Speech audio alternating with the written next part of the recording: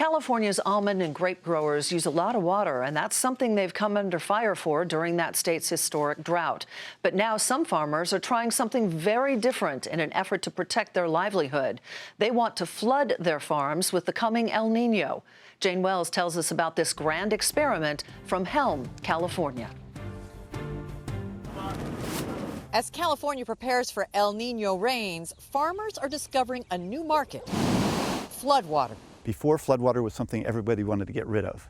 Now, people are seeing it as a resource. No one has seen that potential more than farmer Don Cameron. This is the North Fork of the Kings River right here, and right now it looks like a desert, and it's looked that way for 4 years. But this is how the river looked 4 years ago when Cameron decided to do an experiment.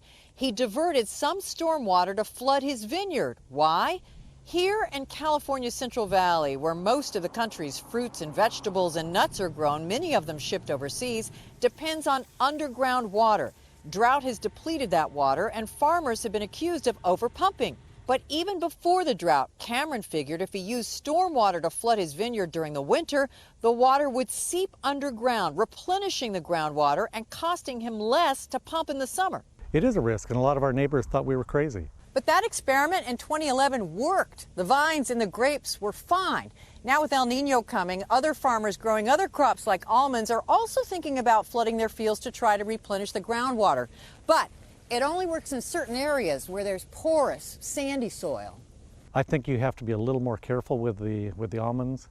Some growers are concerned that if you have too much water and you have a big windstorm during the winter, you could have trees blow over. Still, Cameron is giving it a try in this new almond field. He's spending millions to increase the size of a canal to capture more storm runoff, using a grant from the government awarded for helping to divert flooding downstream.